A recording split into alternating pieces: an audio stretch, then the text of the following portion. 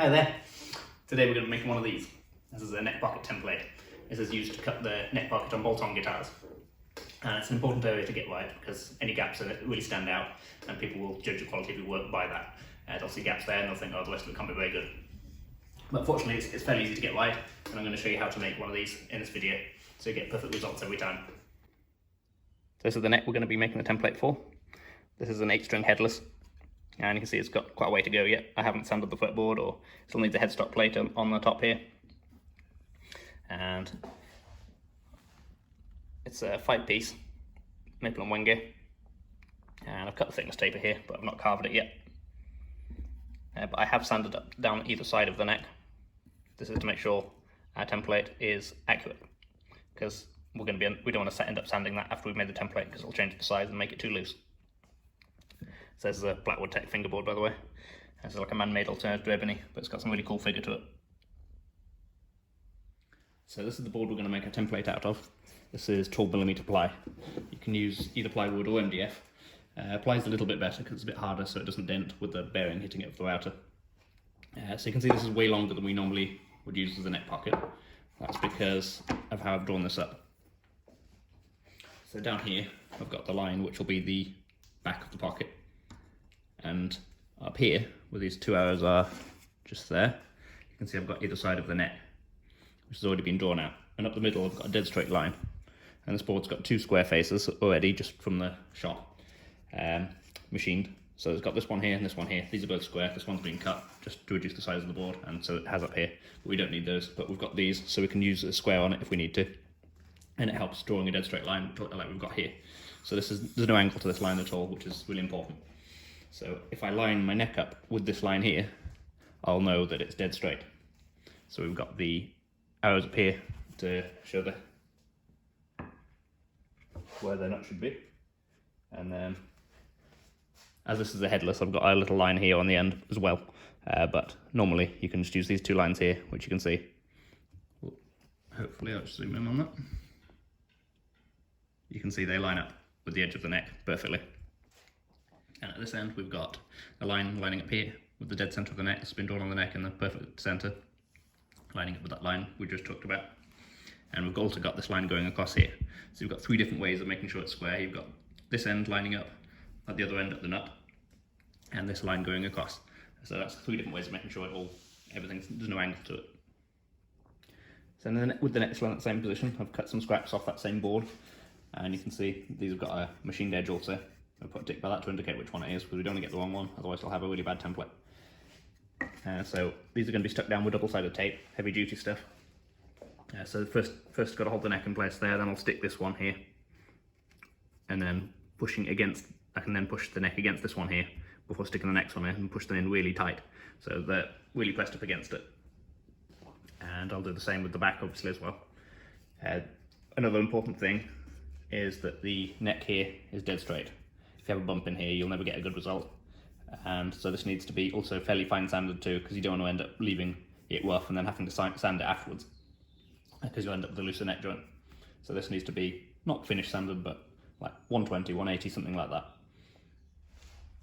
Okay, these are now stuck down, and you can see it's a nice tight fitting template.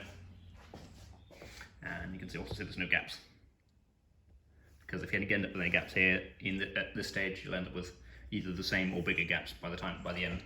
So this needs to be perfect. So the next step now is to cut out this waste on the bandsaw in here, and then we're going to use this with a bearing guided router to cut around there. So before we go to the bandsaw, just explain that we can now get rid of all this extra material. We don't need all this up here. This was used for the alignment purposes at the end of the neck. So we can now cut this off as well.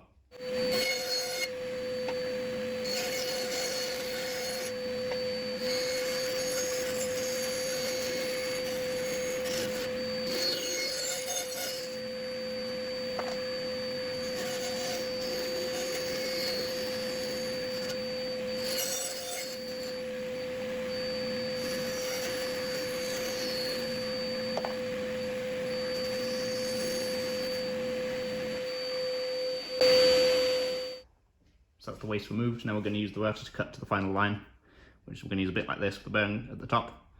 The bone's going to wide against this here like that, cutting everything below, leaving a nice tight and flush with this. So we'll have, it's just basically copying what we've created above onto the template. And as you can see, I've got the template in this fixture here, which just allows the router room below so it doesn't end up cutting into the bench. So it just raises the whole thing up and gives it clearance.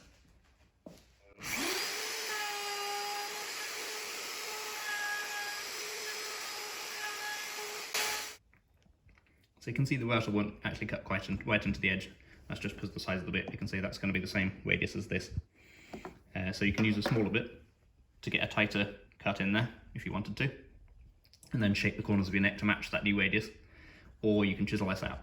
And if you chisel it out, you'll have to then chisel out on the, when you come to routing the actual neck pocket on the body, you'll have to use the chisels on that too. So it's up to you which you prefer to do. On this time I'm going to use this small bit here, which is just a 1/4 inch instead of a 1/2 inch like the other one is. So that'll give me a bit of a tighter corner, but not a full right angle. And then I'm going to shape the corners of my neck to match that. So this is it after it's been cut with the 1/4 inch bit. You can see it's much tighter in there than it was before. This is what it was like with the last bit. You can see that big gap in there. All that was full wood before. But that 1/4 inch one has got right in there. And I've also shaped the corners of the neck to match that now, which is really simple. You just need a sanding block, some 120 paper, and just round the corners. Checking constantly to make sure that it's a good fit.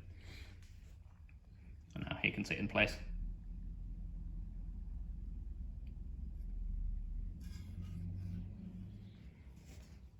So that's the template finished. If you make any mistakes along the way, remember it's only a template, so it doesn't matter. So you can repair it in any way that's functional. So if you have a slip up here, you can fill it with super glue or anything like that. Or if it's too loose, you can use masking tape on the inside and glue that to make it tighter. Or if it's really loose, you could use veneer. But we didn't have to do any of that on this one. It's all come out well. So I can get ready to use this now. If this guitar was having a neck pickup, I would use holes through the template here, which will go into the neck route, pickup route below. So that will keep it in place exactly where it should be, and it would make sure it doesn't slip. But I don't have the option on this one because this guitar isn't going to have a neck pickup, it's just going to have a bridge pickup. And that's about it for this one. Thank you very much for watching. If you have any questions about it, please leave it in the comments below. And if you like this type of content, please subscribe to see more like this. Thanks again.